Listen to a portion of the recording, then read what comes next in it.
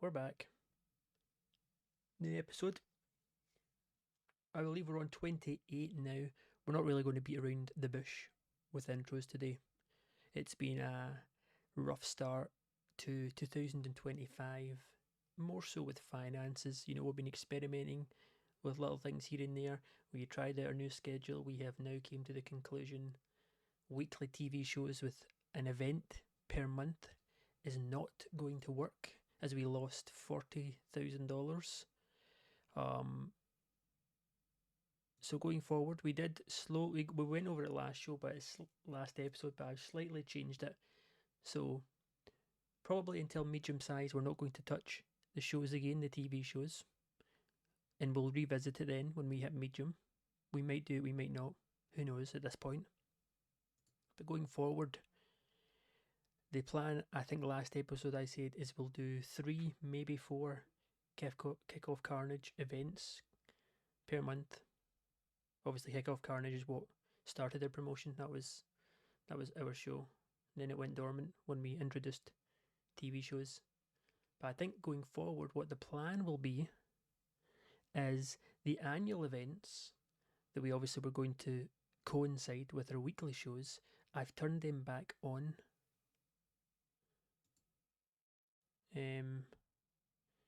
Yeah, they're turned on. Which, hold on, I'm drawing a blank here. Yeah, so yeah, they're turned on. Sorry. So what the plan is, not this. So we're going to do 3.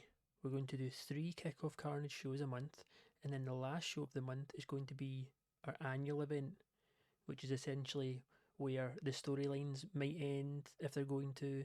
All the titles will be on the line. We'll try and get the best show of the month on the last show, which in this case will be Crowning Glory, which I believe is meant to be have a special sort of Royal Rumble-esque feel to it.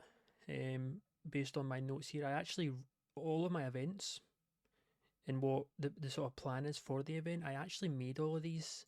Like, I made all of these graphics and stuff for them like 5-6 months ago, before I stopped playing the game for the first time, before I kind of forgot about it when I took a bit of a massive break. And Crowning Glory, our March event, which will be at the end of the episode, is in fact, looking at this on my second monitor, it's Royal Rumble-esque. So we'll probably find out more about that as I myself decide what to do with it as the month goes on. But going forward, just to reiterate, I don't want to keep going on about it. We'll get into the episode. But going forward, for the foreseeable, at least until medium size, 3 Kickoff Carnage shows, and then the annual event every month, and we'll see how that goes. We are very close, very, very close to hitting merchandise level 5. We're actually going to pretty much be level 5 for the majority of this month, so we'll get a very, very good detailed breakdown of our merchandise at the end of this month, and that'll pretty much be where we're at, which is good. I think with doing 3 Kickoff Carnage shows and then the annual event, we should make even more money. And that's the plan right now going forward. Get out of debt, make stable income, and build up the roster we already have, because we do not need to sign any more people. We're going to build up a roster, build up the pop. There might be 1 or 2 changes here or there, probably not though, and just build it up now. It's time to start chugging the machine, essentially. So let's not waste any more time and get into Kickoff Carnage 59. Alright, we're back. We are ready to rumble. Quick note, on the 2nd of March, our merchandise upgraded, so we're pretty much getting the whole month's worth of finances and breakdown of it, which is good, rather than like halfway through the month. We also renegotiated Sasquatch's contract, which is something I didn't know you could do. If you had a worker on a written deal, Ironclad, I thought you couldn't renegotiate their contract until the contract time was up, because they can't ask for raises or anything during it. But it turns out you can, because with Sasquatch injured for a year, I renegotiated his contract so that he leaves in a month, and we might have him back. We might re-sign him later. maybe. We'll see. We're expecting. So, okay, so this is another thing I need to maybe mention, which might be cheating the system. I don't know how I feel about it. So, the kickoff carnage shows, I labelled them as weekly events, and because the games recognise them as weekly events rather than monthly, it's taking a chop on our attendance.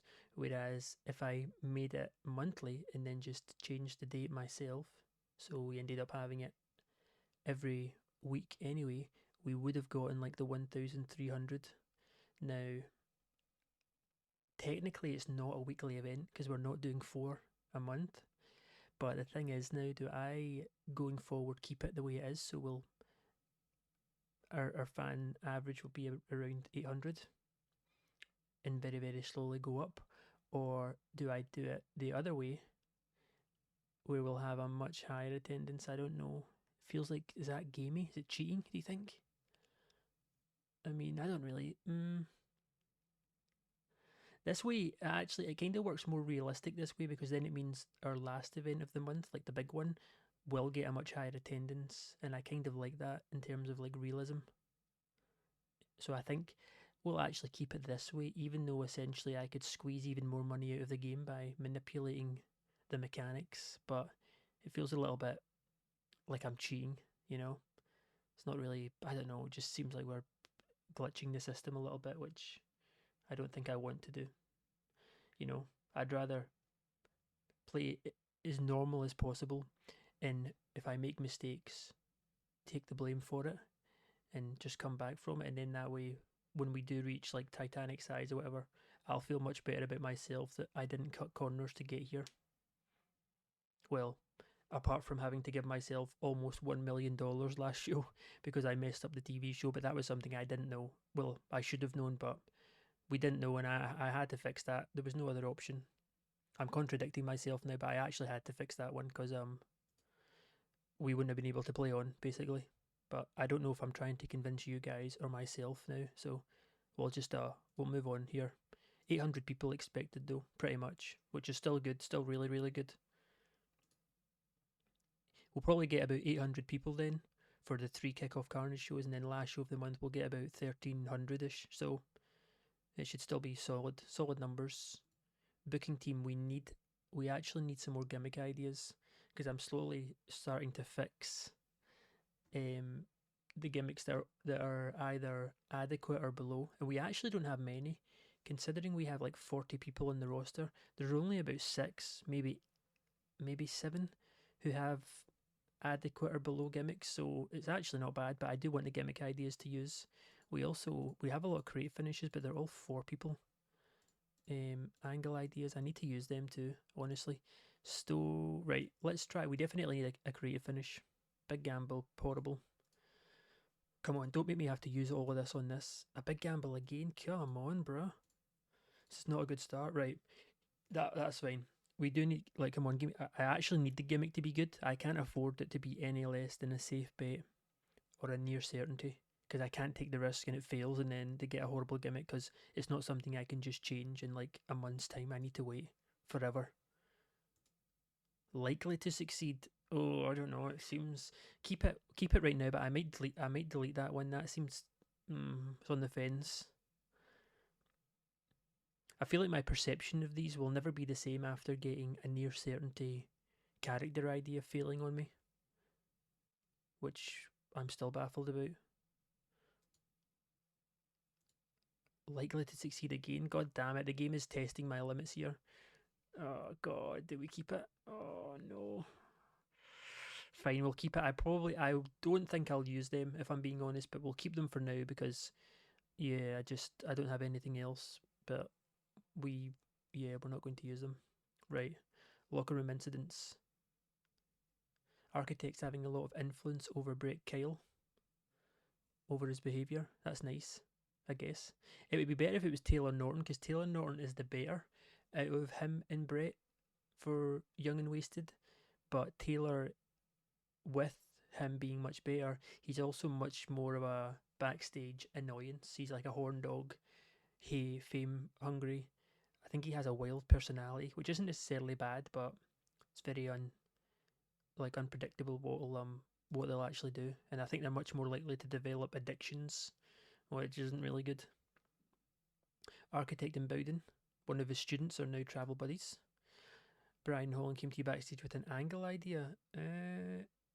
Okay. Hot property aren't really hot property right now, but I don't think he's good on the. I mean, we'll keep it. Well, I'm sure we'll use it. Why not? I did need to start getting on that and using them. 7 done.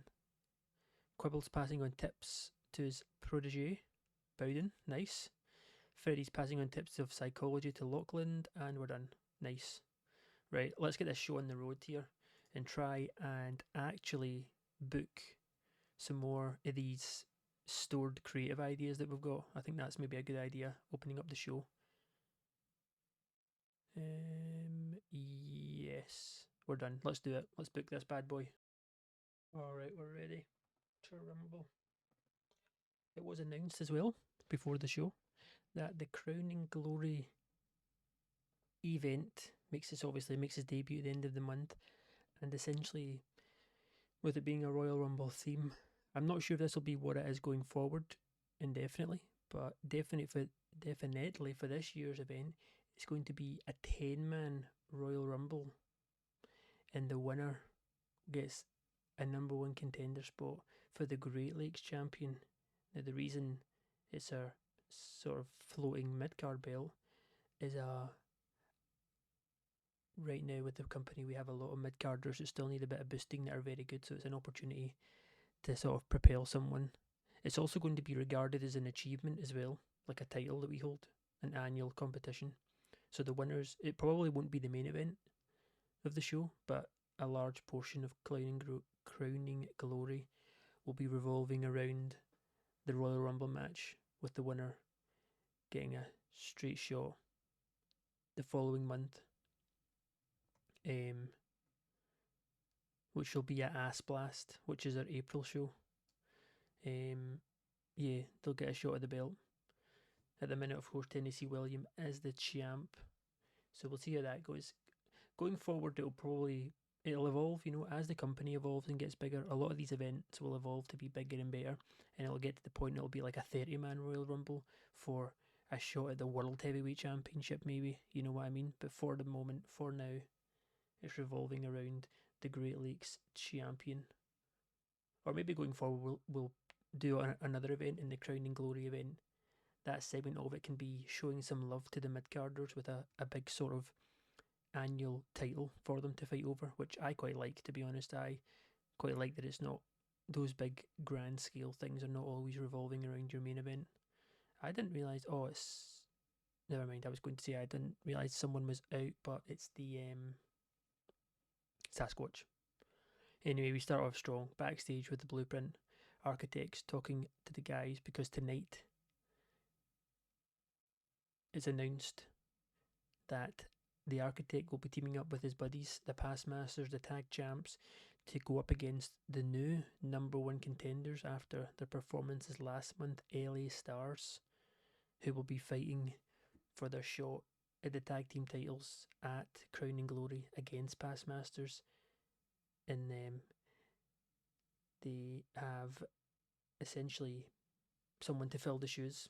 They need a tag team partner. If it's 3 versus 3, at the minute it's unknown who that'll be, but huge start to the show in front of 788 people. Then we move in. I actually done this on purpose. Overall, it's probably going to mess up our show ratings, but we'll still hit the minimum requirements. We've not really been doing a great job at using these guys, and arguably on paper they are our worst 2 in-ring performers, so I kind of wanted to gauge an idea of where they're at.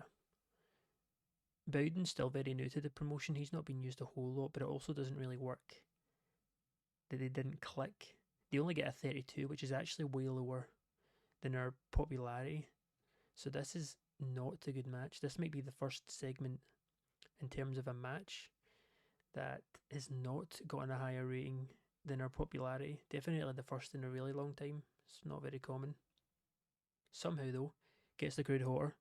So it essentially does its job, but they didn't click, so it wasn't really a good example of seeing where they're at with their in-ring performances. But it's Zippy who gets the win with a spinning bulldog in 9 minutes 30.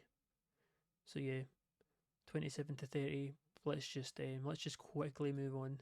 There we go. That's much better. We also have, you could say, another rare win. Both of these teams aren't really known for being on great momentum right now, so for not the first time, we're decided to match them up again. And it gets a 47, much better. Graham and Grimm get the win over Hot Property, which was really good. I was actually going to use Hot Property's angle idea that came to me before the show, but it turns out it's very risky, so we will not be seeing them in an angle anytime soon with that creative idea anyway. Good match though, considering how the start of the show went. Another good win for Grimm and Graham. It'll help build the momentum, even though these two guys, momentum wise, they're actually doing okay. It's just, yeah, it's technically not. I managed to do quite a good job with my whole roster on keeping everyone, or most of the guys, on good momentum because we have the character ideas we can use on them.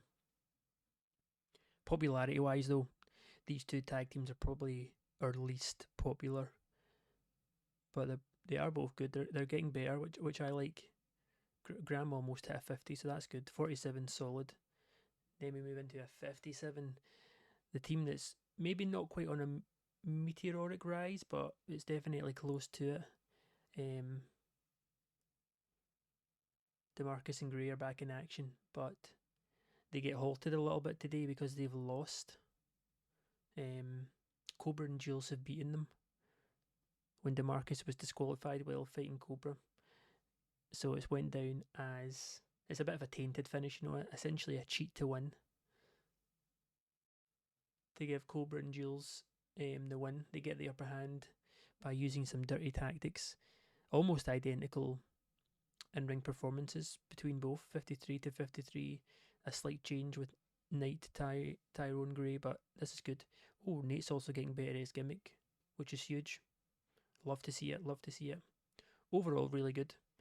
DeMarcus and Gray get halted a little bit with the loss, but with these ratings being so good, getting better at his gimmick, it's actually a win all round.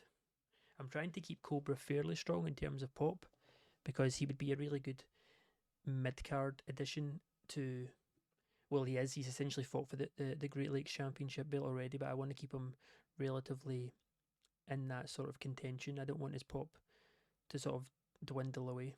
He's a good worker. I like Cobra a lot. He's quite good on the mic too, as you know, with his little snake he's got going on, his whole thing. 60 rated match here. We jump up. Miller Ford brings in a 57. They actually have great chemistry. This is really good. Jimmy got outperformed by Miller, but he does get the win over Miller with a flying body press. More of a filler match. We're trying to get a bit more good momentum on Jimmy. And kind of take it from there. But good match. Miller. Okay, Miller, I see you. I'll need to maybe try to remember and praise him after the show. It's he gets us up to a 60 on that match. Just maybe a bit of a shame he lost, but it's a good win for Jimmy. Tennessee Williams, who of course has found out about the 10-man Royal Rumble.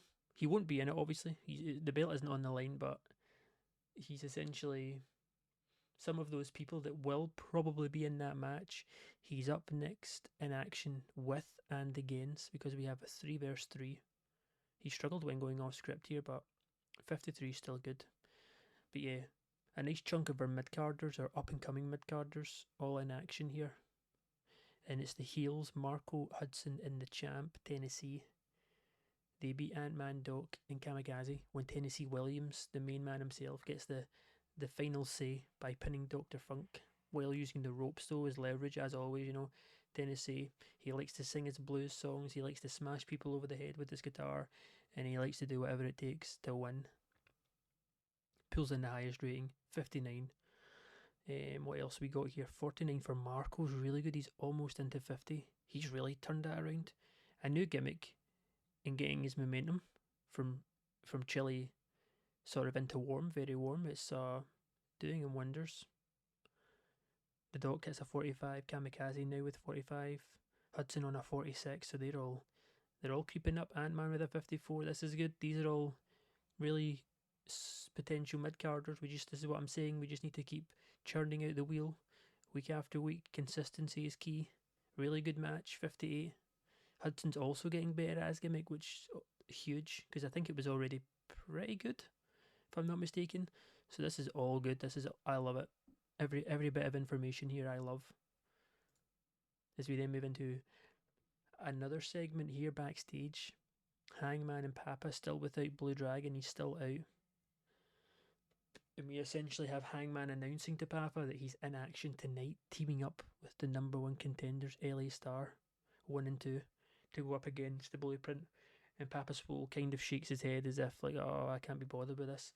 And Hangman basically says to him, if there's anyone who knows Blueprint as well as he does, it's Papa.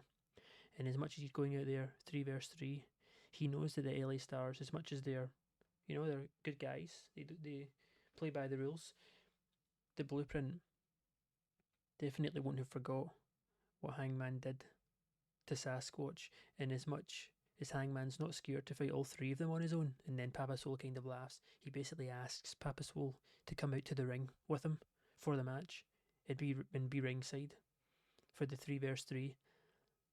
And Papa Swole's kind of, he's humming and hawing. He doesn't know what to say. He feels like he's been put in a tight situation, but ultimately, I think he feels like he has no other choice but to say yes.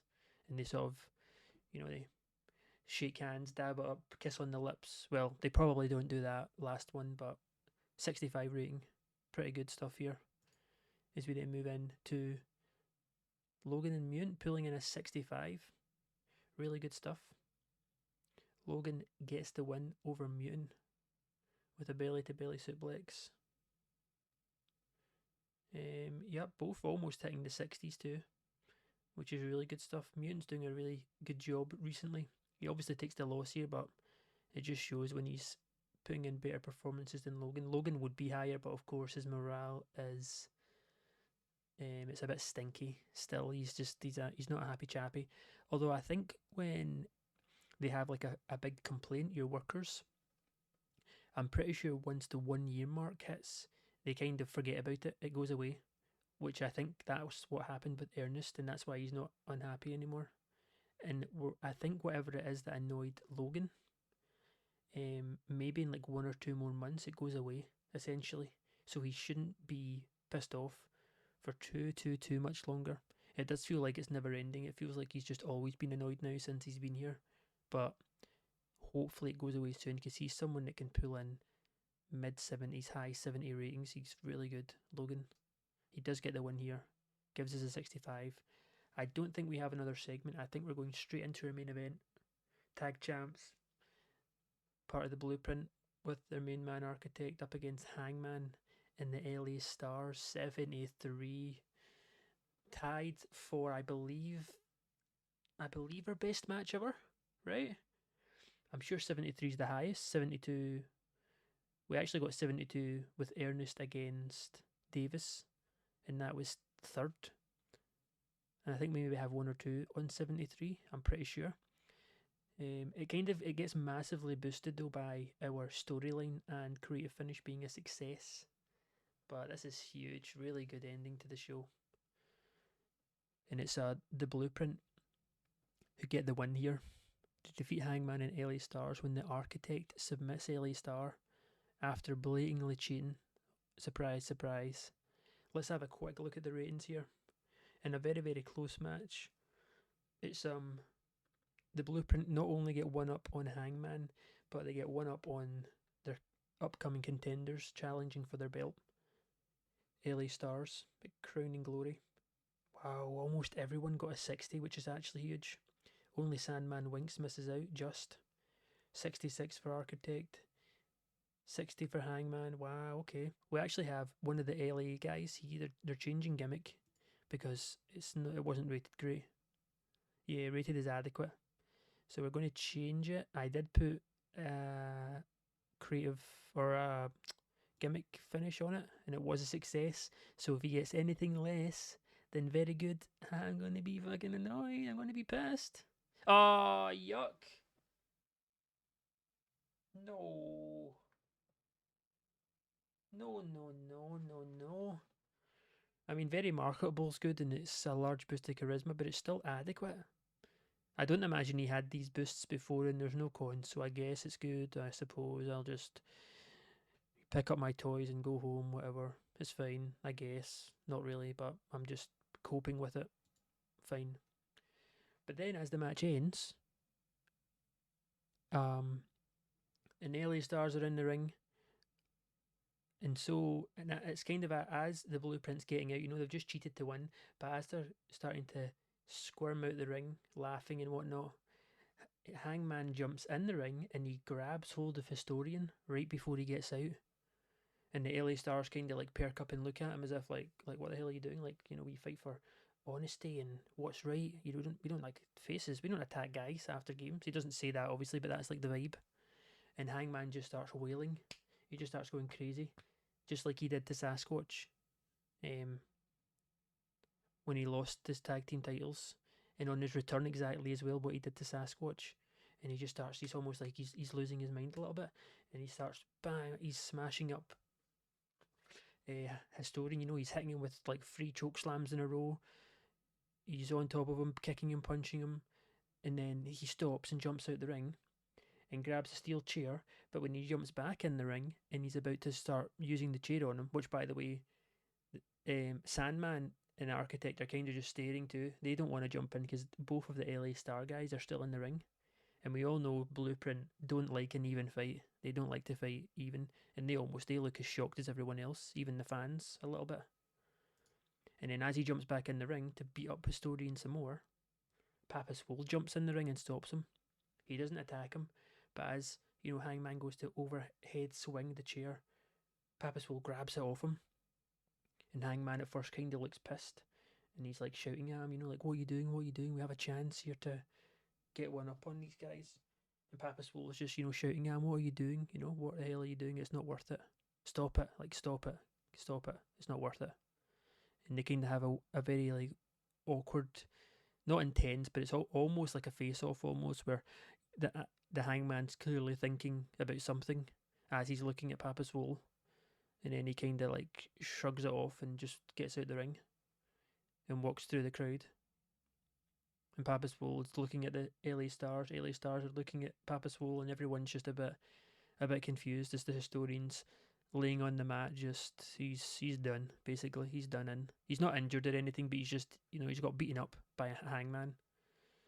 63, real nice with these penalties that are still bugging us. Which is such a shame, man, because ever since we started getting these negative penalties, I don't think we've had any shows that's been a miss. Every single show has been a hit. And it'd be like every single show we've done so far will have been straight into the top 10 all-time shows we've done. But it's obviously not the case. Hardly any have gone in because of these penalties. But at least we know we're still actually putting on good shows regardless of if it's not being shown the way we want it to. Right, Miller definitely gets it. Who else? Who else was in those two that actually did really good? Or who was it that had gimmicks? Their gimmicks were getting better. God damn it, I forgot. Hudson. I think Hudson was one. And who was the other one? Someone else had a gimmick that was getting better. I don't think I can go back and look now. It's quite nice though. We get 3 compliments to use here. Yeah, there's no way I'm going to remember.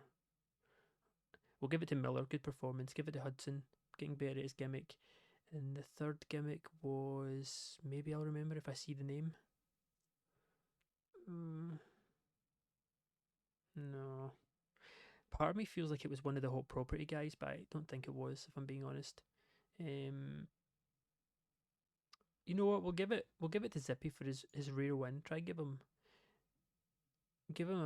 a compliment. Encourage him. Good example and good performance. Make speech. The speeches really haven't been having much of an effect on morale for me, if I'm being honest. I think it more matters if they have positive relationships and stuff with you. Or if you glaze them hard for like every single show, then maybe.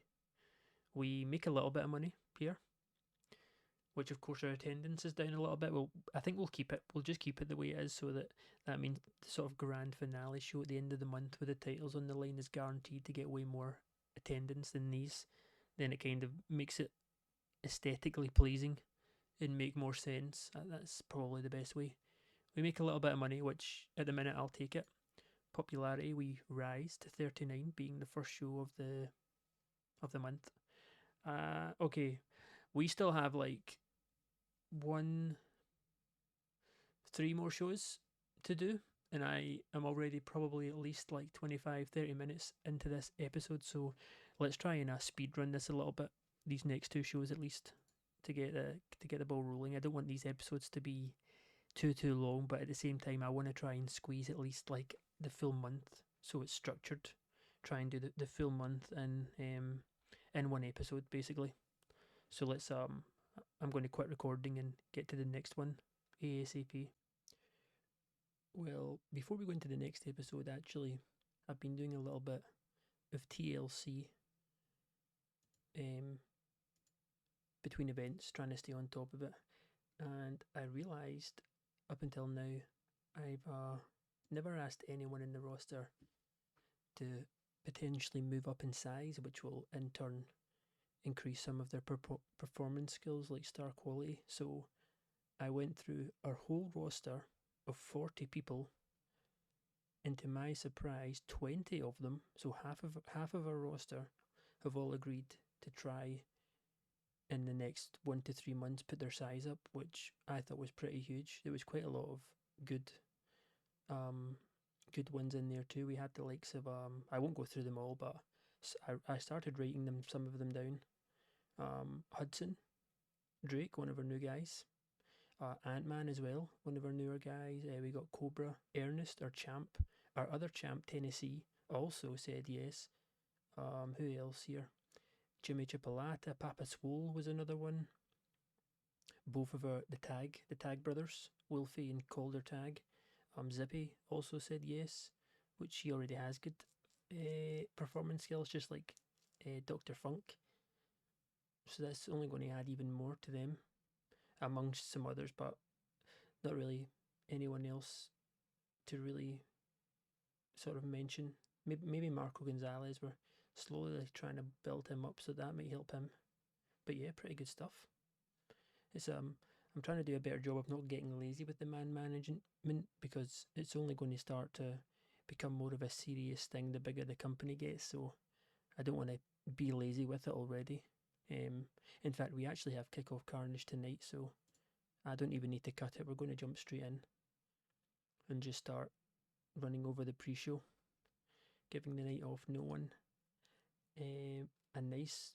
Also, I saw online, I was trying to look into more of the fact if there's benefits and like advantages and disadvantages of doing events instead of TV shows. And I believe I saw somewhere if you do a weekly event, over time the attendance starts to drop, which would make sense because the crowd essentially are getting burned out from it.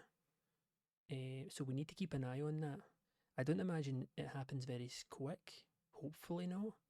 I mean, right now we're about to see almost 100 more fans for the show. So we'll need to, it's just something that we need to try and keep an eye on. And it's more, I'm saying it out loud because I'll forget, and it's for you guys to remember me in the comments. Right, what do we need actually? Let me see. We have an angle idea we probably need to use. Get rid of these. Blue Dragon to win. Brian Holland, that's very risky. I forgot to delete that when he came to me backstage. Likely to succeed, right, we'll keep it. Near certainty, good. Likely, fine. Near certainty, good. We have two gimmick ideas, which we'll keep. A good creative finish we still need to use. And... right, okay. Right, maybe we don't do creative finish tonight. Let's get... character. Big gamble, nope. Let's try character one more time. Perfect. And we'll do another gimmick as we're slowly trying to turn our gimmicks over. It's such a shame about LA Star. We literally had the success on the gimmick and everything, and it still came back adequate. Likely to succeed? No. I think we have enough of those. Let's try one more. Right, never mind. It's just not working. Right, one more. What happened there? Oh, never mind. We don't have enough. It didn't update before. Right, fair enough. Locker room. Grim's passing on tips on the microphone. Good. We need to actually go over our workers. We might do that next episode and kind of see who's improving, who's not, because especially when we hit medium size, people who obviously I've been bringing in guys who we know are kind of not bad, but there's a lot of room for improvement. But when we hit medium size, and especially as we get bigger, we're going to have to become more critical of the workers, and if people aren't really improving, we're going to have to just get rid of them. But obviously that's quite a ways away, so it's quite good. Guys like Bowden, who are at the bottom of the pack right now, are getting training drills, and they are getting taken under the wing of someone. It's all good. Wow, that was short and sweet today for locker room incidents. Address the locker room? Nah. Nah. Oh, we can't even do an open forum anymore. We must not have 3. Yeah, I guess because Sasquatch is pretty much going. Ernest isn't unhappy anymore. It might just be Logan. And I think Wilson, the ref, because at the start he didn't get put on the booking team, and I didn't know that was a thing, apparently. I still actually don't completely understand it, but it's fine. It is what it is. Right, let's get in here. Booking our second show out of 3 of the month for Kickoff Carnage, I believe. Or is it the third? I actually don't know. I don't know. Let's just do it. Alright, we're back with a pretty beefy angle here to start the show. It actually gets a huge rating. We have a 3-parter. Wow, this does really good. So we basically have an angle where we're in the manager's office. Craig Prince has called Ernest into his office to tell him that he has found, after evaluating the scores, the matches, how people have been performing, he knows Ernest has been on his case. Not that we've seen, but he says, I know you've been on my case for your next competitor at Crowning Glory, and we've decided it's your old friend. And he kind of smiles, and then he says, it's Logan. Logan Wolfsbane will be challenging you for your title. Now, for anyone, I guess, unfamiliar, Ernest and Logan are kind of staples of the Pittsburgh Steel Wrestling. In the main belt in Pittsburgh Steel Wrestling, honestly, it just goes between Ernest Logan. They have like classical matches in that promotion. The feud with them runs deeper than the feud with Papa Swole and Architect that we have here, which obviously is hotter and colder depending on what's going on. We don't have them feuding all year long, of course, but that doesn't seem to be the case with Ernest and Logan. It's very much back and forth. When I get into title history, since I started to save, the belt has literally gone between Ernest and Logan. So as much as this is a fresh promotion and we haven't seen much of them in terms of a dynamic, we're making it very much best believed that these two guys do not like each other, and it all comes from like a deep spirited competition to win and prove they're better than the other one. They're both heels too, so they don't play by the rules. None of them do. It's not like the usual with Papa Swole and Architect where one's good, one's bad. No. These guys don't care. Especially Ernest, he's cold-blooded, as we know. So after he finds out, he kind of doesn't really show much expression. He's kind of, like I say, cold-blooded. He's the assassin. So he just leaves. And then as he leaves, Tennessee walks in and says to the boss, boss, what's going on? I know we've obviously announced the 10-man Rumble for Crowning Glory, and the winner will go on to face me the following month at Ass Blast. But where's my opponent? I didn't join this promotion to sit on the sidelines for our events, for our big events, thousands of people.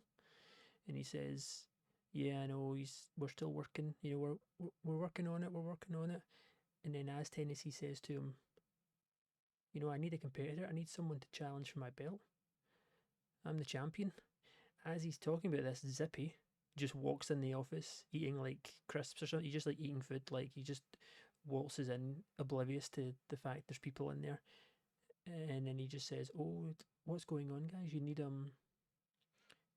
a champion. I know a champion. I know a doctor and a champion." And they both kind of look at each other. And he says, "My good buddy, Doctor, the Doctor of Funk, the Doctor of Hip Hop, the hip hop hero. He would be a worthy competitor to your belt." And Tennessee kind of smiles. He's kind of, you can see he's like, "What the fuck is this guy talking about? Who the hell is this guy?" And then, right as Craig Prince, the boss, is about to cut him off, he's like, "No, no, the Doc's fighting tonight." Tennessee cuts off Craig and he says, "You know what? If Dr. Funk is fighting tonight, if he wins it, give him the title shot, because at this rate, you're not doing your job." He doesn't really say it in like a nasty way, but he just says, "You're not doing your job. So if the Doc wins, then screw it. Give it to him. That's fine with me. I don't mind. It is what it is."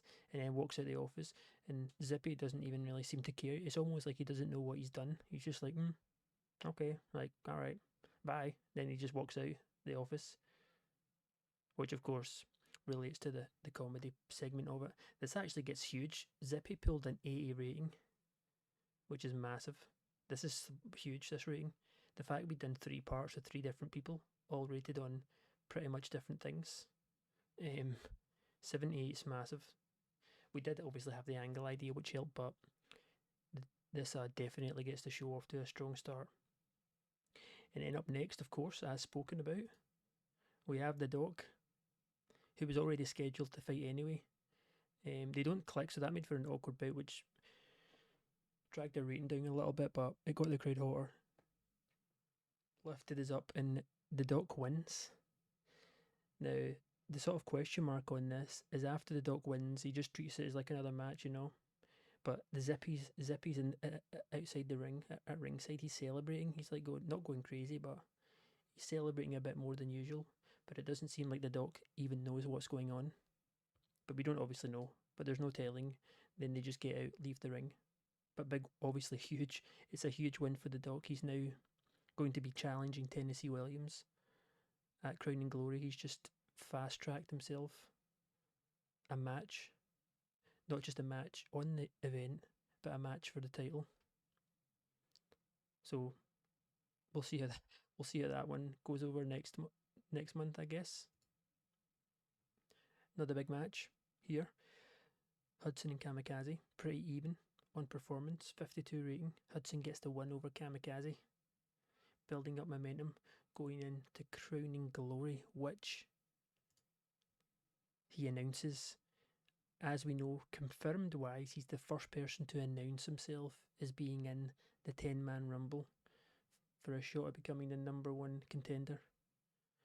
Also, by the way, what I forgot to mention is whoever wins the Crowning Glory Rumble, I don't know what the name of it's going to be, the exact name of the match, they don't just become the new number 1 contender, but they also choose the stipulation for the title match. They essentially get to choose the match as well, giving them an edge. So it's not like a Money in the Bank, obviously, where they just cash in when they want. They need to fight them on the next event, which will be Ass Blast. So we'll have like a nice storyline leading up to it. But the winner of Crown and Glory, they pick the title match type, which obviously can work heavily in their favour. Which is, I forgot to note that. I forgot to tell you guys about that. Almost 900 people, by the way. 69 segment rating. Hudson does a masterful job. Huge momentum for him. Good gains as well. Then we've got the tag team champs. They're in action, both pulling in 59s.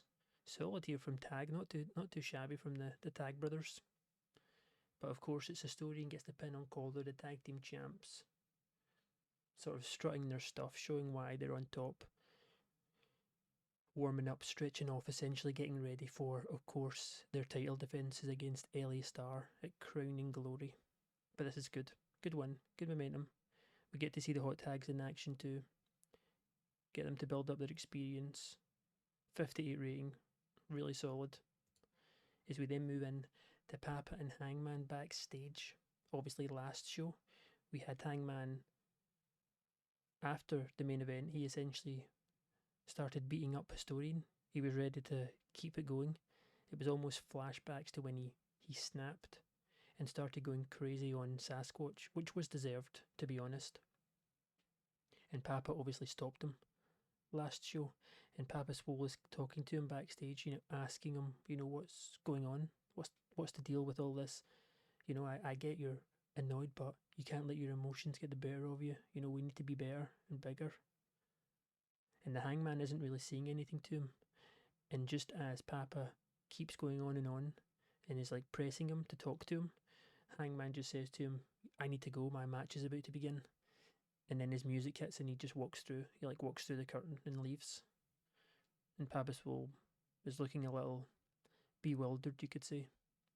He doesn't quite know what to think, I think, at the minute.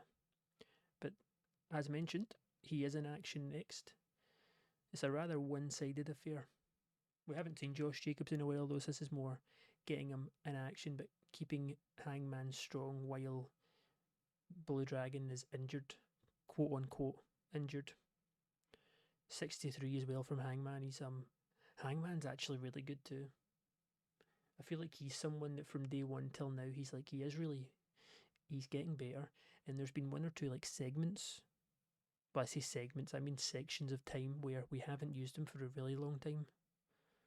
I think it was when he maybe lost to Architect way back in year one. We didn't use him for a few months, and then when we sort of kayfabed his injury with Blue Dragon before he came back and won the belts, we also didn't use him for about 2-3 months. So keeping that in mind, Hangman gets the win with a chokeslam in 10 minutes, 58 rating. This is good. Good momentum too for Hangman, who's regarded as a major star, by the way. He has very good pop.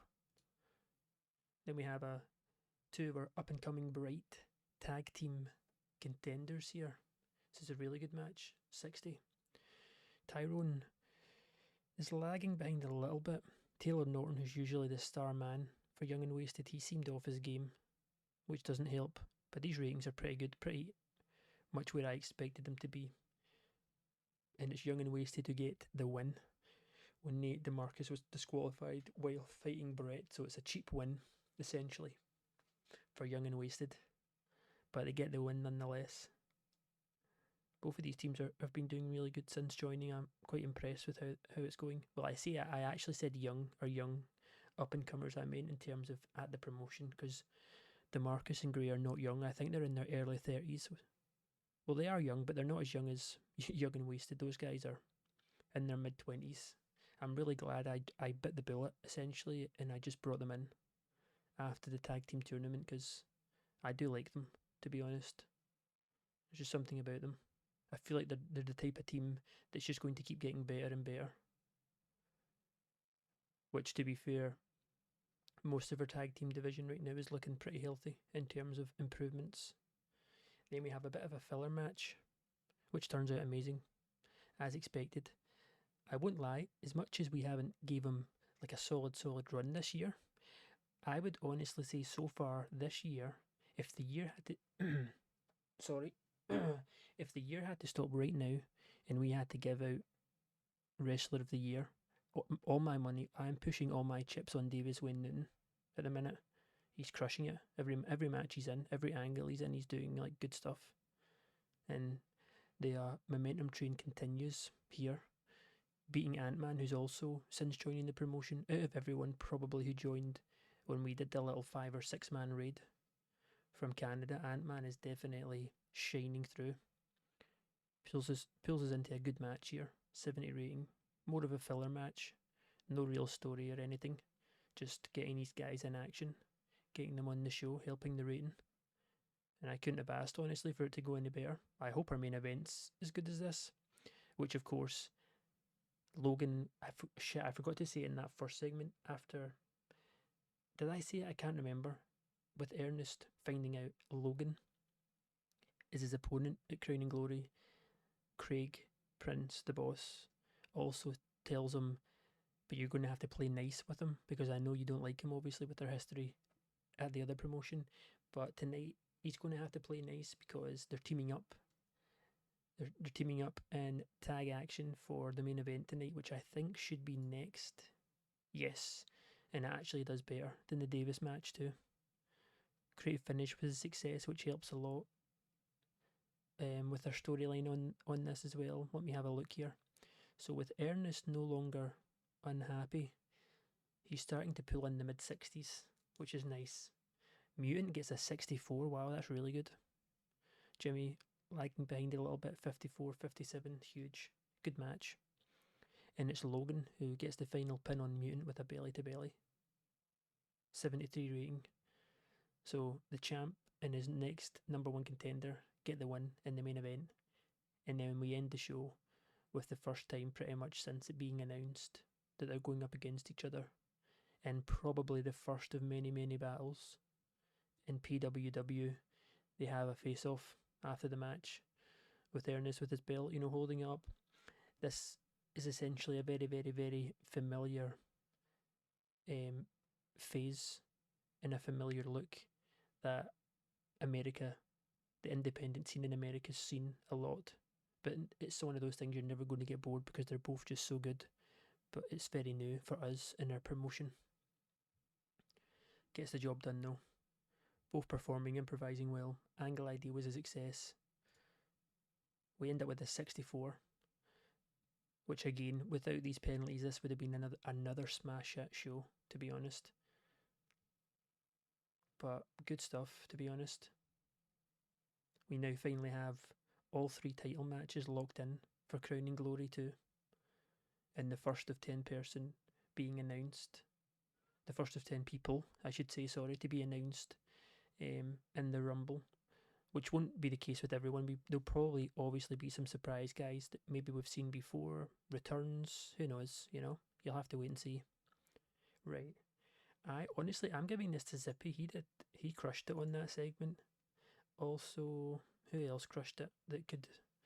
I'm going to give it to Logan. He didn't necessarily crush it, but it might help with his morale, which the quicker we can fix that, the better.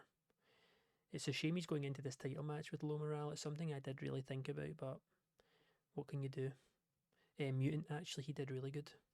Great performance. Great performance. Great, sure. Financial report. We spend under 5k, which is good. 8,000 in tickets. We make about 2.5k. Show costs, so they're like crazy. Popularity.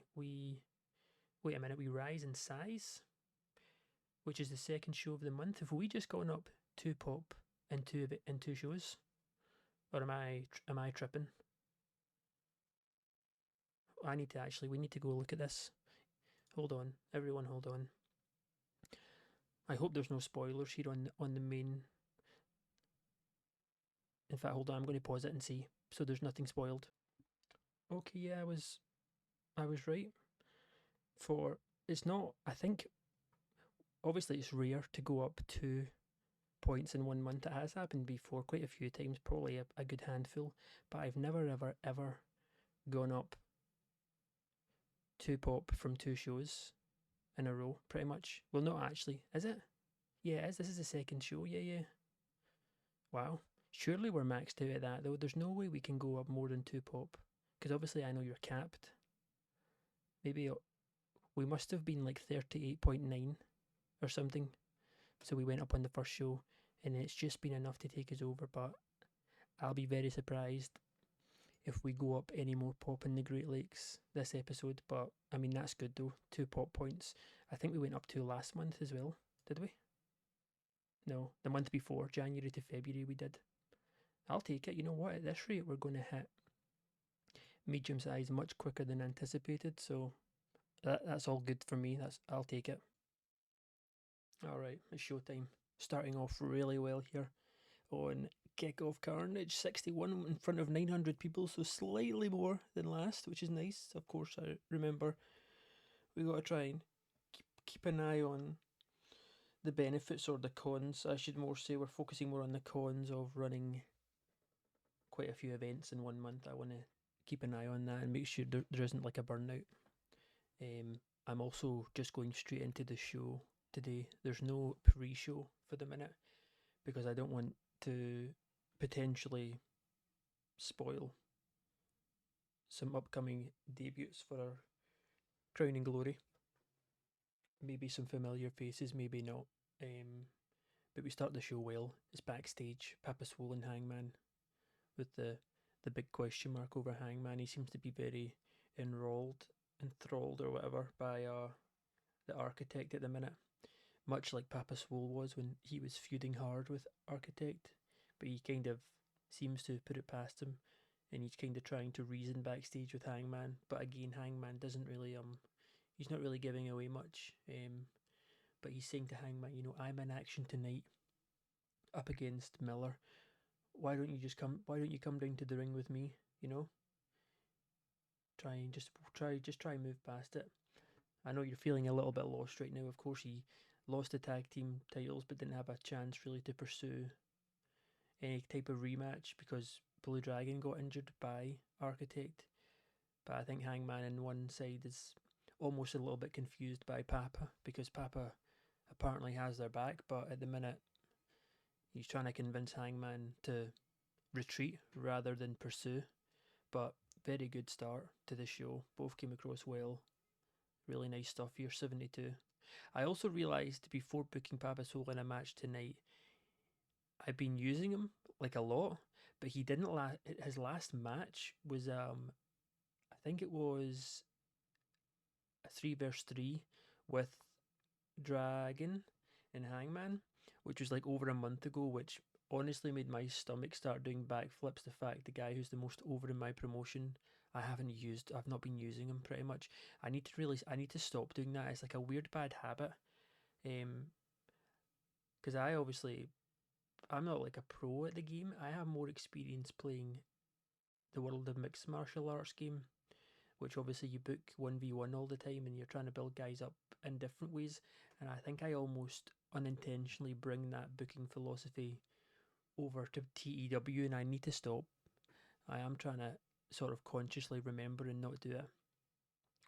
Because at the minute as well, we actually can we have a lot of free slot time on the shows at the minute doing 2 hour events, but the only reason I'm not bringing in more matches per week is so that our worker costs aren't crazy high, because obviously we're in debt again and we're not really making loads of money each month. But once that fixes, I'll definitely cram in more, because the only way to improve our guys is to use them, not by having them sit collecting cobwebs in the roster. So I'm definitely well aware. And don't worry, as things go on, things will even itself out for myself. You guys probably haven't even really noticed or whatever, but for me, I need to get a grip of it basically. But anyway, I'm yapping already. We need to kick ahead here. We still got our crowning glory show to go over, but we start the show well with the number one contender for the Great Lakes Champion title, the Doc. He's teaming with his buddy Zippy, and they actually get the win against the Great Lakes Champion. But basically, the way this one pans out, I should say, I can't speak English, is Tennessee obviously has been told you're going up against your number one contender. We've picked out a tag team partner for you, essentially to make it not super one-sided, because Tennessee is head and shoulders above, as you can see, above everyone here. But he gets, with his rather inexperienced teammate, they have a bit of a miscommunication, Bowden and Tennessee, and it ends up leading to Tennessee Williams getting rolled up by a doctor and getting pinned. So the champion gets pinned by his number one contender, which obviously comes across as a huge shock. As you can see from the ratings, 61 for Tennessee, Zippy and Bowden down in the low 30s, mid 40s for Doc. But obviously the Doc reacts really good. Him and Zippy are like celebrating. Zippy's celebrating even more than Tennessee, because he knows, like, he's like, oh my god, you've just pinned the champ, you're up against him next month, kind of thing in his head. That's the kind of vibe we're getting. And Tennessee's obviously pissed. He's like so pissed. 48 rating with these kind of guys though is good. We've kind of been carried to a 48 by Tennessee, but gets the crowd hotter. Does a good job. Then we move up to a 54. More of a filler match here, using some of the guys who maybe don't get screen time a whole lot. And we have the heels beating the faces, with Marco getting the pin on Stevie Stanley with a DDT. He also pulls in the best rating here, a 52 for Marco. That gimmick change really helped. And obviously we're booking him much stronger now. I think since his gimmick change, he's only lost maybe 1 or 2 or whatever. Not that that matters, but his momentum's looking good. He's his first, I believe this is his first plus 50. Remy just behind 49, 45 for Jules, 42 for Stevie. And then Josh and Aid are down in the high 30s, to be fair, which is good. It seems like the people with the lowest momentum and the least amount of screen time on our promotion, they seem to get between like mid and high 30s, which is really good still. That's like passable. And then the people who are more green and don't get used a whole lot, like Bowden and Zippy from last match, they get the low 30s. And that seems to be the sort of the happy medium of where we're at right now, which is good. It's important to remember when it comes to criticising these kind of matches. But a 54, really good, to be honest. Marco gets the win for Team Heels on this occasion. Then we move into an interview backstage with the number 1 contender and the winner of tonight. He pins the champ, and he's basically getting asked, how do you feel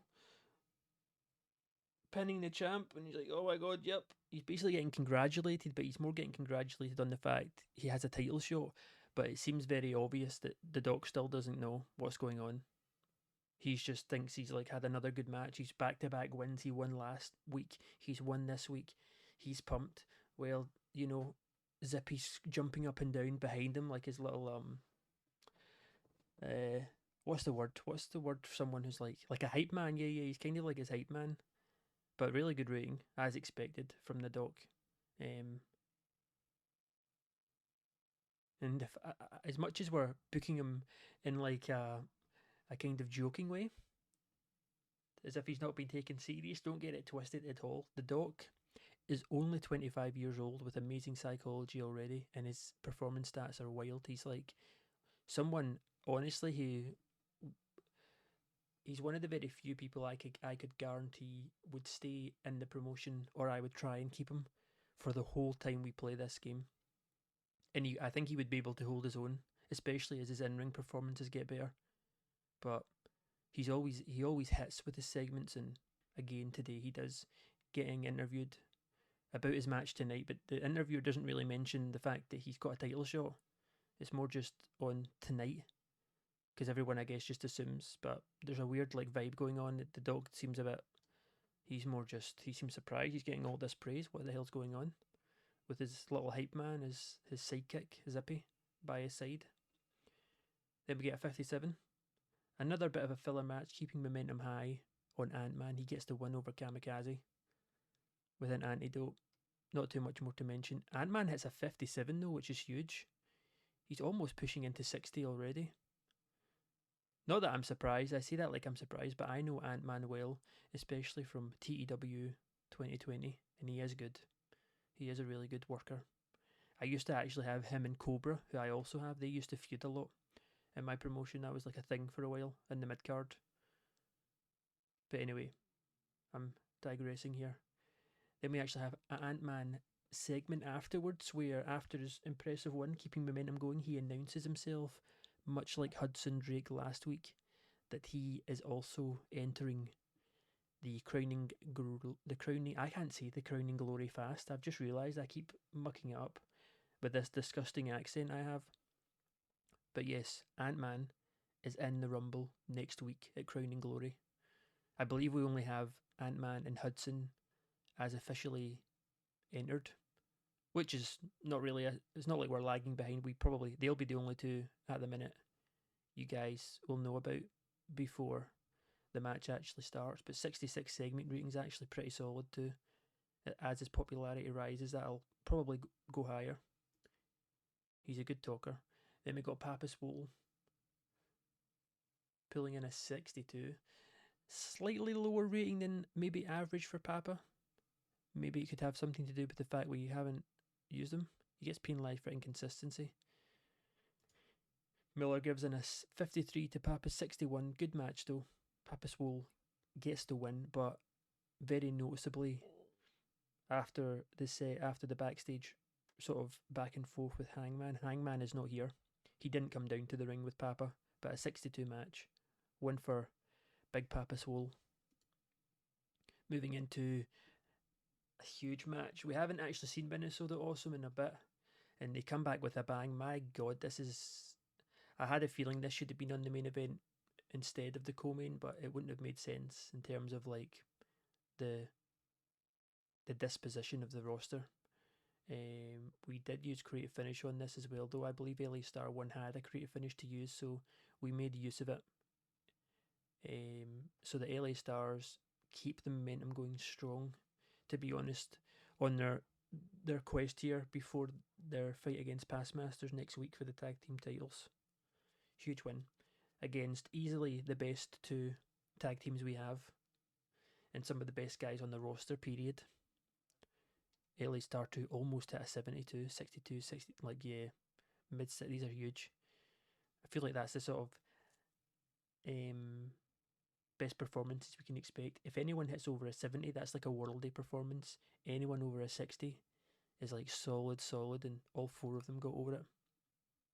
The Dragon and the Giant storyline is advanced, which technically shouldn't be named this anymore because it revolves around the champs, and they're not the champs anymore, but that storyline will be ending next week, so not really to worry, it's fine, we'll just ignore it. 77, no huge. I believe we also have an angle kind of getting themselves over. LA Stars, I want to know how good this does. You know what? I think I may have forgot to make this scripted. If I'm being honest, I think I maybe did. But honestly, considering that they got penalised, underperformed, especially LA Star 2, I'll take a 63. That's like still way more than good enough. And they're basically just doing a little promo after the match, getting themselves over, calling out that they can't wait to get their hands essentially on the past masters. The only way they can win is by cheating, where LA Stars are all about the talent. And my God, they are good. Good rating here too. 63, I'll take it, honestly. Good stuff. Huge win as well for them. Keep their momentum going really strong into this title fight next week. And then we have our main event, which is the other number one contender, Logan Wolfsbane. And he is up against none other than everyone's favourite person to hate on, Architect. Because obviously I feel like I try and book Architect in like Papa Swole too strong, but I ultimately end up not using them, and I need to stop. I know I keep going on about it, but I'm trying to do a better job of actually getting people just in matches, which we do tonight. It gets a 76, so it's actually a great rating. It's slightly worse than the co-main, but it's still huge. Oh my God, hold on a sec, hold on.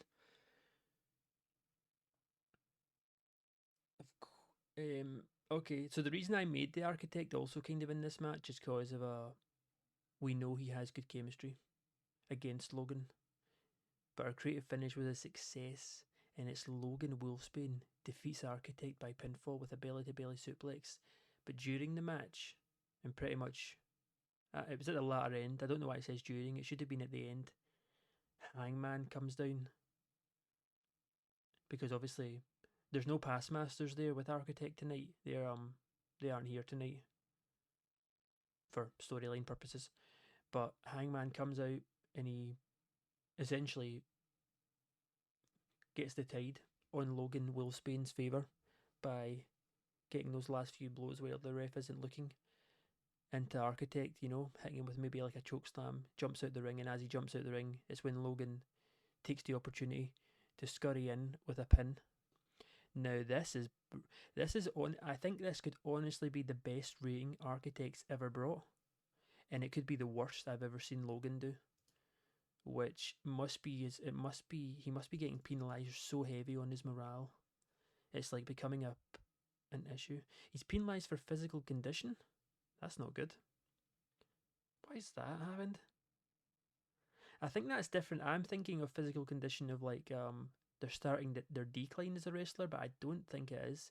He just fought like yesterday or something, and that's or maybe he's always had this and I've never noticed. I do need to look at the dirt sheet more, but I'm also trying to not let these episodes run super crazy long. If I'm being honest, um, yeah.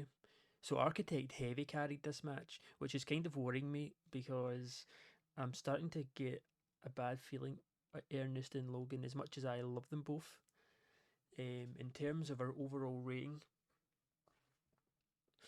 it's going to be interesting having them both fight one on one next week. It's because it's going to be the main event, obviously, unless I make the Rumble the main event. But it's all mid carders. It doesn't really make sense when it's not regarded as like a high stake sort of belt. You know, it's an event I'm putting on to give much more love and shine to the mid card and the lower mid card, and also a chance for sort of mid card guys to debut. You know, um, hmm yeah.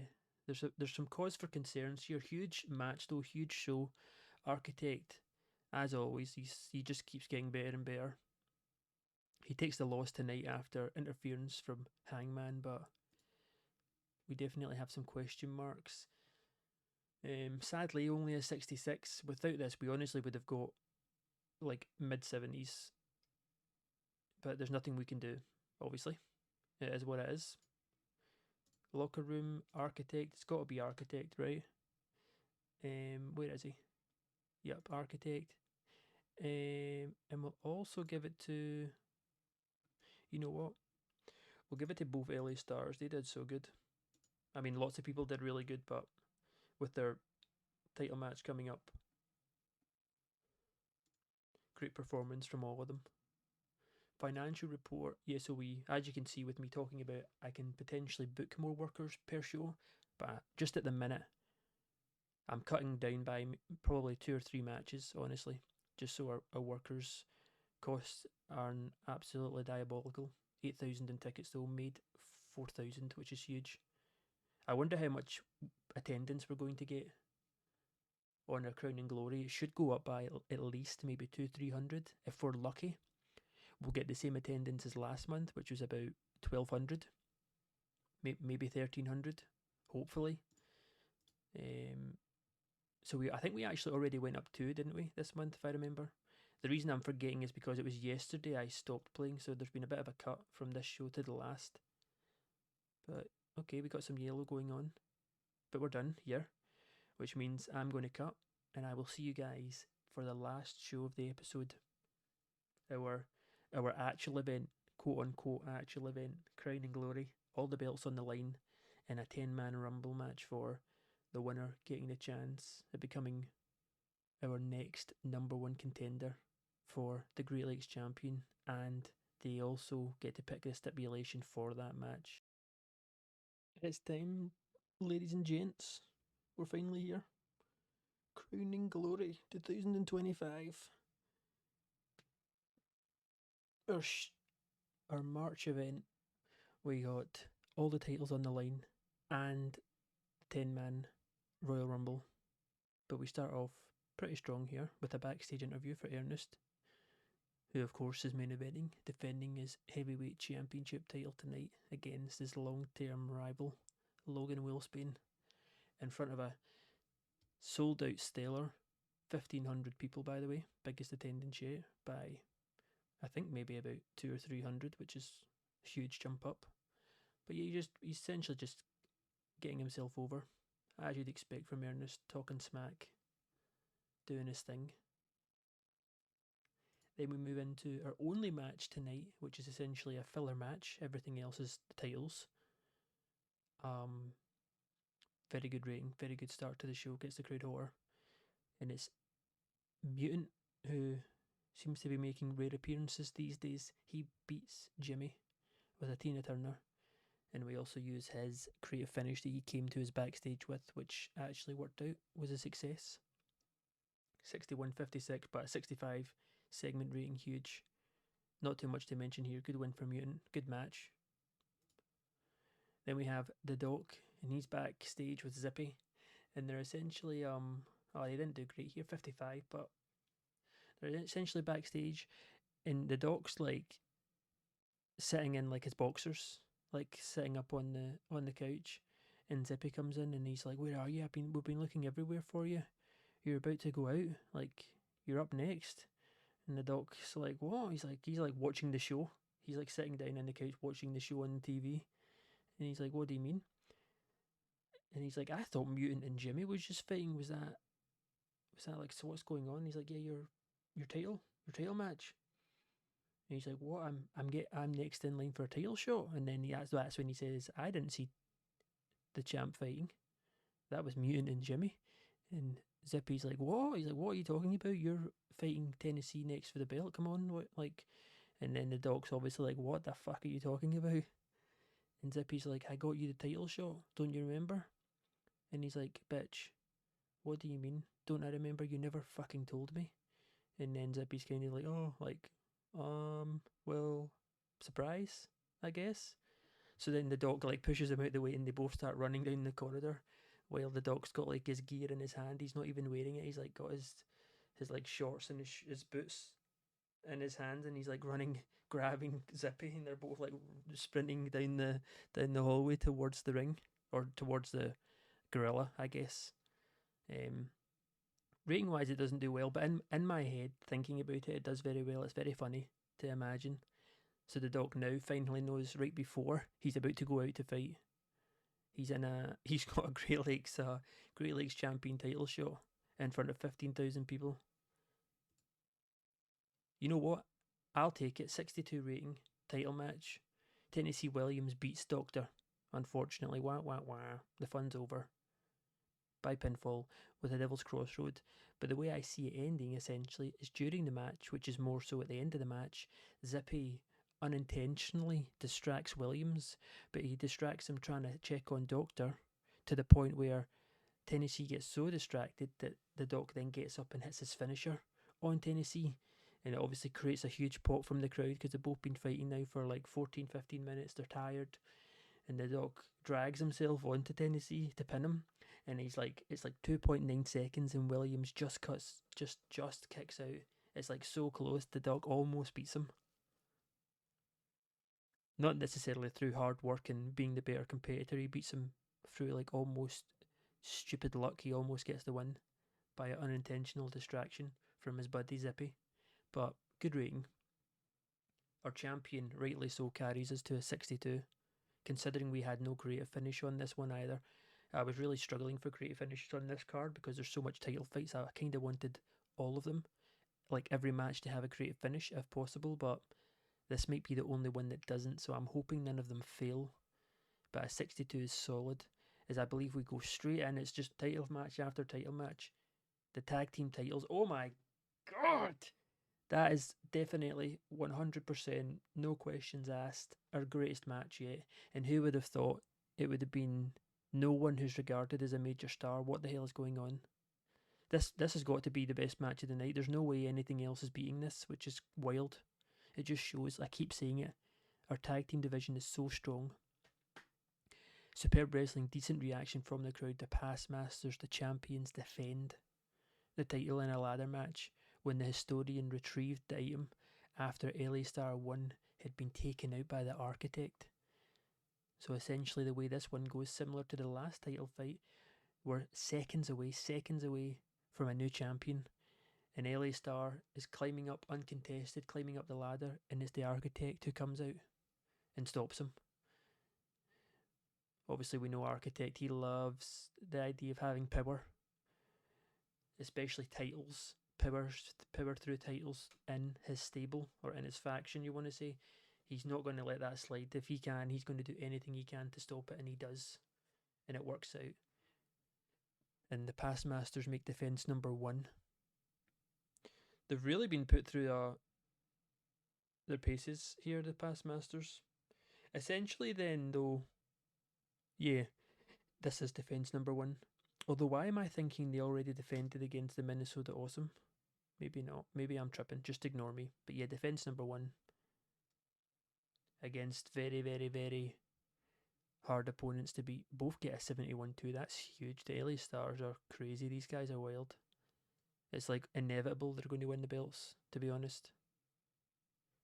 But good ratings, 61 and 60 for the past Masters. Huge match. You know, they really shined up when it mattered on our biggest event yet. I can't complain. This is huge. The success from the creative finish, the storyline gain. See, shit, I forgot to end. I forgot to end the storyline. I guess we'll just keep it running. We'll just ignore it. Just ignore what it's called for now. Huge, huge defense too for the past Masters with help from their messiah, you could say, the architect.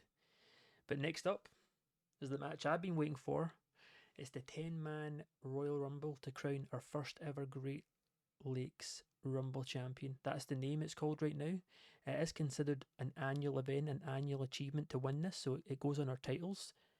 As for like graphics for it and what I'm actually going to call it, it's probably going to change, as well as what it's going to be considered as. Right now it's considered as, I believe, a main card, main stakes event. But depending on how the Crowning Glory gets structured going forward, we'll alter it, because I'm playing with the idea of doing one huge Rumble match, like a Royal Rumble with everyone in it.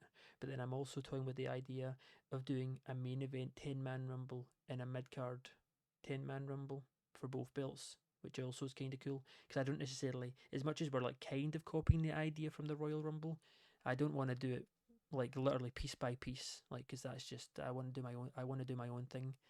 So there's still a lot of question marks over going forward how we'll do this event, but 10 men with guaranteed surprises, as I said. And we start off with arguably the biggest surprise in terms of for the future rather than now. But we have a debuting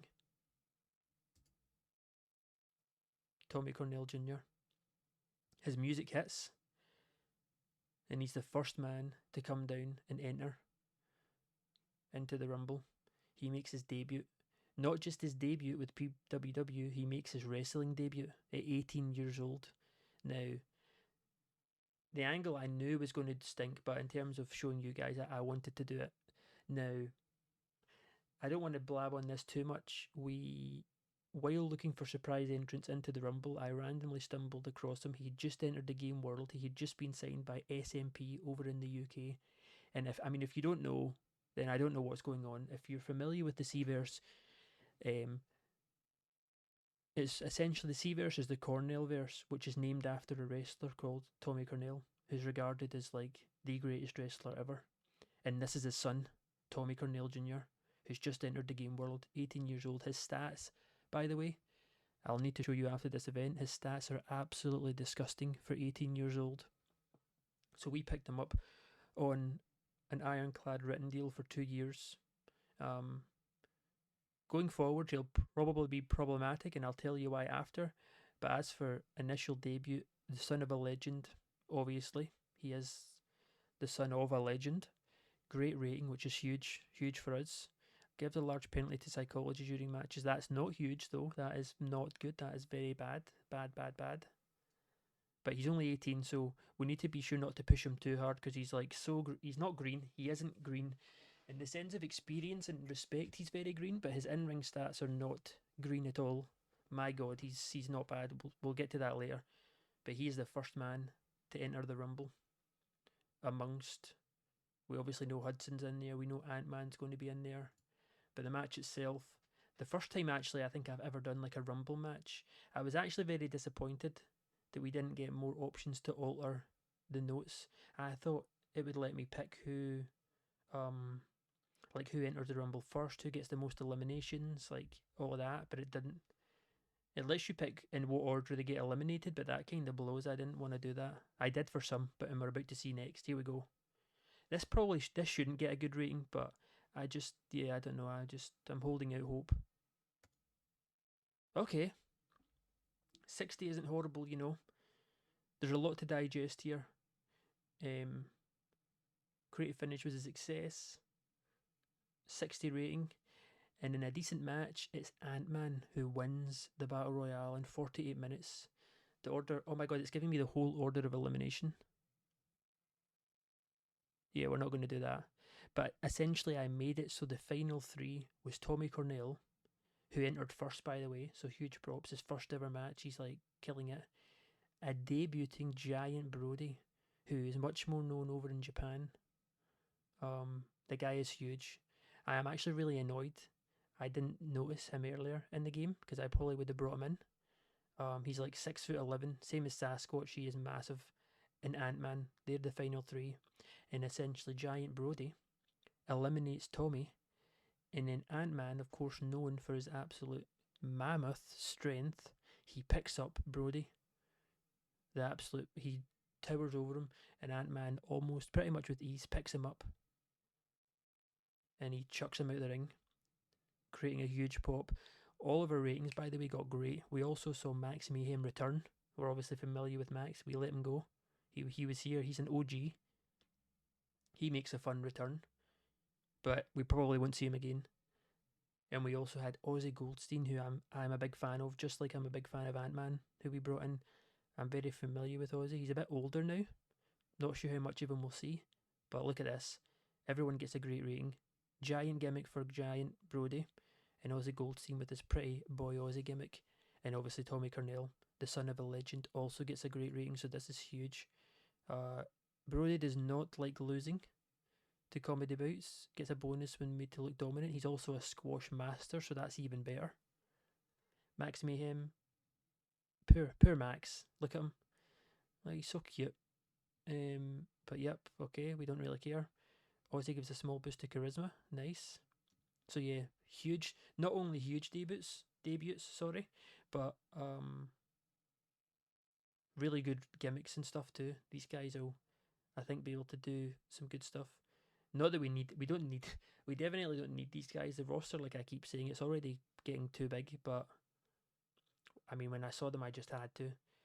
As for how long we'll keep them, who knows? You never know.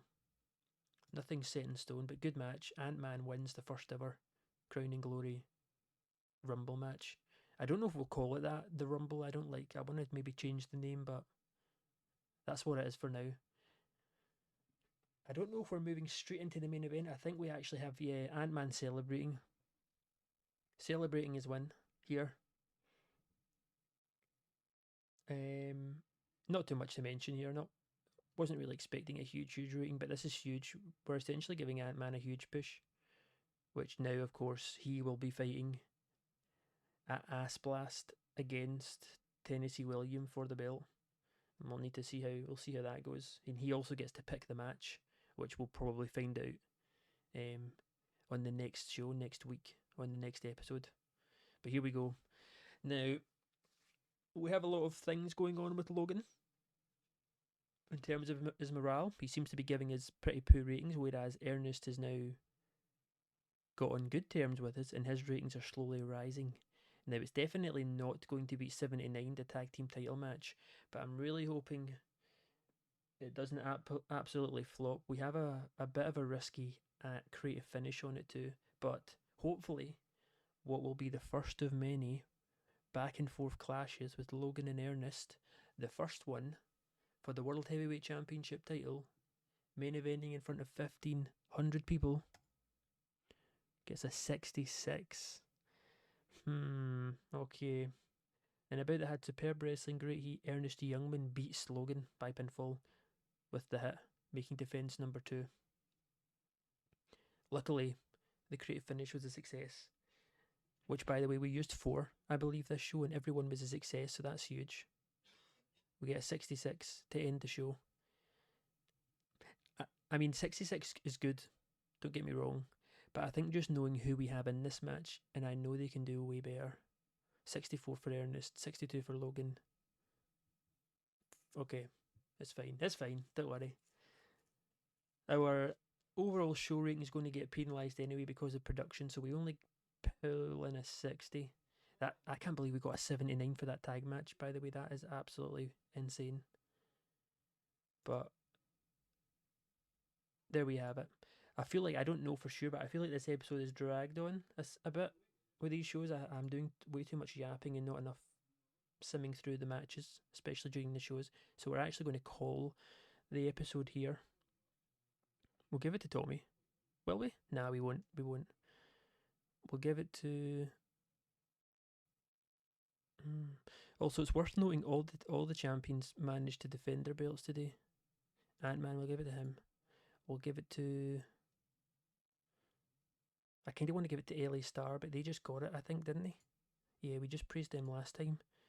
Um, you know what? The champs, Storian and Sandman, they did their best matches yet with a 6 hitting 60s. Let's do that. So yeah, we are going to end the show here. We made 8,000, which is huge because we used like all our champs and stuff. Almost 6,000 cost in workers. Over 8,500 profit. Never mind the 13.5 from ticket sales. Merchandise from just the show itself takes 4.5k. Of course, we upgraded this now, level 5. But yeah, we're going to end it. But to start next episode, before we get into the shows, I promise, I keep forgetting, I keep saying it, we'll go over our workers and have a little look at Tommy, our new guy, and all our new guys. Have a little look at what creative's saying, who they value as the best guys. We'll do it very quickly. And of course, the finances. Um, so I shall see you guys. Oh, popularity's not bad. Yep. I'll see you guys on the next episode. Hope you enjoyed.